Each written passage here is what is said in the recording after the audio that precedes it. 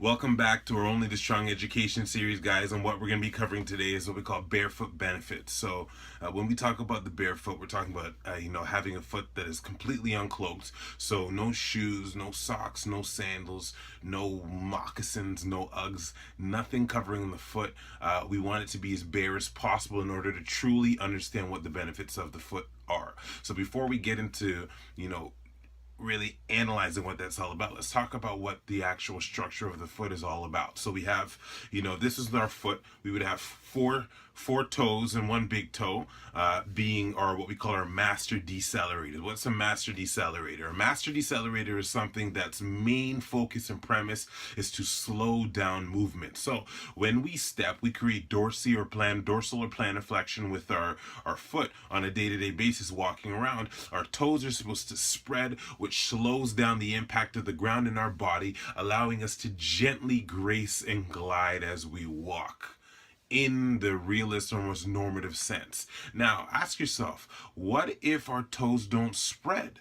Are we able to decelerate force? I think you know the answer, and the answer is pretty straightforward. Absolutely not. So let's take a quick step back. Why wouldn't our toes spread? If you look at all our shoes on a day-to-day basis, they're tight, they're laced, they're zipped, too small, too short, too high. All of our shoes are not meant for us to create normative dorsal and plantar flexion and create ease of walk as much as they're meant to create ease of fashion. All right, so that's something important to note.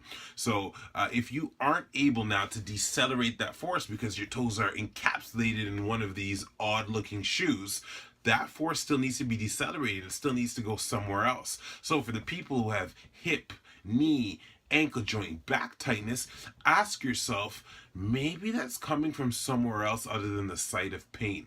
That force from constantly hitting the ground without being able to correctly or comfortably create that dorsal plantar flexion as well as be able to decelerate that force will travel still through the body, through maybe potentially the ankle joint, maybe potentially the knee joint, and maybe settle right in the hip or the lower back. Or maybe it might not even get as far as there and it might end up in the knee or the ankle. So when you're assessing what's going on with your body, please don't take site of pain as the indicator as to what the issue may be. And if you do go to a fitness professional and they sit there staring at your knee for 20 minutes trying to figure out what's going on with your knee, if your knee is in the issue, you may need to find another fitness professional. Understand that, biomechanics wise, your body is completely connected head to toe, one big kinetic chain. So in order to solve the algorithm of what's going on, you have to understand the entire chain of process. So the barefoot benefits are simple, guys. 30 minutes, 30 times 1 minute, whatever the equation is, 30 minutes a day. Take an opportunity, take off the shoes, take off the socks, have your feet make constant connection with the ground, have your feet spread, your toes spread on the ground, walk around in the ground, squat while on the ground in bare feet. Your feet will thank you. Allow your feet to create that magnetic connection with the ground and be able to absorb energy as they were meant to from early existence. The more that you do that, the less you will see impingements within the hip, tension within the ankle, limitations in the knees, shortening or facilitated back posture, and you'll see some of those areas of opportunity start to reverse themselves naturally.